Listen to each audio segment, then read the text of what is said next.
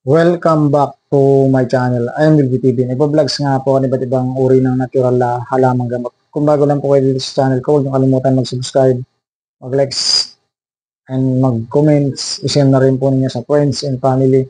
Kung mahilig po kayo dito sa ginagawang pag-tutorial and pag-vlogs ng iba't ibang uri ng natural na halamang gamot.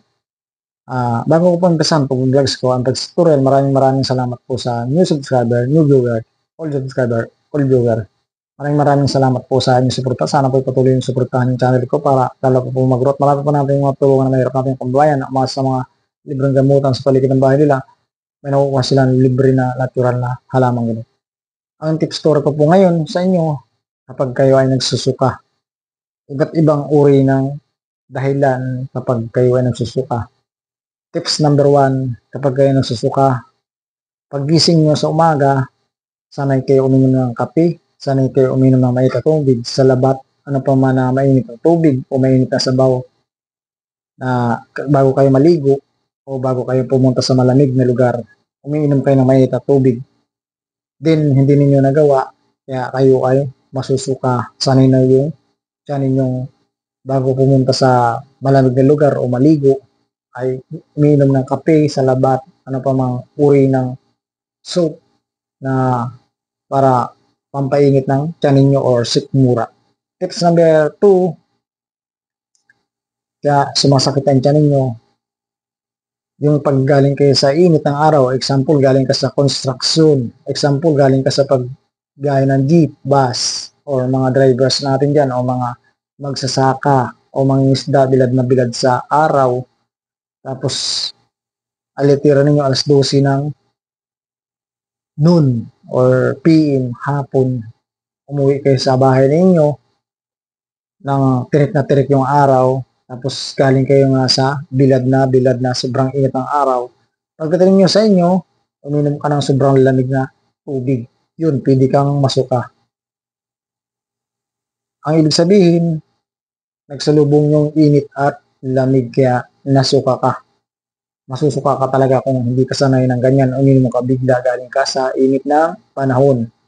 Tips number 3 na ikaw ay pwedeng masuka, yung pagkain na hindi mo kinakain na araw-araw tapos bigla mong nakain, pwede kang masuka. Example, kumain ka ng maalat, matamis, maasim na sobrang dami naghalo-halo yan na busog ka, isusuka mo yan. Kasi hindi nga sana yung tiyan mo na ganun yung kinakain mo, maasim, matamis, maalat o maasim-asim, ano pa man naghalo-halo yung iba't ibang lasa ng pagkain, pwede kang magsuka, pwede pang sumakit yung tiyan mo. Yan po yung tips number 3. Tips number 4, pwede kang masuka yung inatawag na alibadbad o madumi, amoy, allergy ka sa mga amoy ng dumi ng aso, dumi ng tao, ipot ng manok, na yung mga amoy ng putok or amoy ng sapatos, pwede kang masuka, o pa ay medyas na matagal nang hindi nilalabhan.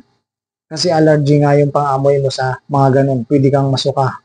Example, yung kumakain ka, naamoy mo yung dumi ng hayop, dumi ng tao, kahit hindi ka kumakain, tapos nakita mo siya, pwede kang sumuka kasi allergy ka nga na yung sikmura mo bumabaliktad or sumasakit ang tiyan mo kapag nakikita mo yung mga dumi ng tao, dumi ng hayop, then mga amoy, pwede kang masuka. Yan po yung tips number 4. Tips number 5, pwede kang masuka, yung lasing. Alam mo ba yan, lasing? Nasusuka talaga yan. Kahit sinong tao, huwag ninyong sabihin na mahina. Kasi may tao na maliit yung storage niya, maliit yung stomach niya kahit malaking tao. Then, hindi naman lahat ng tao maliit yung stomach. May maliit na tao, medyo malaki nga yung kain niya, pero hindi pa rin siya nabubusog, di ba? May tao na malaki, kahit maliit lang yung kain niya, busog na siya, di ba? Ganon din sa pag-inom. Kapag sobrang dami ng ininom mo, hindi kaya ng storage ng tiyan mo or ng bituka mo, pwede mong isuka. Kasi ang tiyan ay nagsasala ng iba't ibang toxic or lason. Kapag uminom ka ng alak, kahit anong uri ng alak, hindi kaya na ng katawan mo, isusuka mo yan kasi hindi na nga kaya. Kapag hindi mo yung sinuka, naiepektuhan yung iba't ibang organ ng katawan mo sa loob ng katawan mo. Kaya automatic, sinusuka natin paglasing tayo. Yan po yung tips number 5. Tips number 6, buntis. Pag buntis yung babae, di ba, nagsusuka siya. Then, hindi lang pagsusuka ng babae nangyayari, pwede sa may vertigo. Lahat ng mga sinabi ko, pwedeng mayroon siyang ganun. Kung wala naman siyang partner na kasex na nagsusuka siya. Yan yung tips number 6. Tips number 7, the last. Nasusuka dahil sa hilo, mahina sa biyahe. Mahina sa biyahe, sumakay ka sa bus na aircon, sumakay ka sa aeroplano, sumakay ka sa aircon na VIP na barko, sumakay ka sa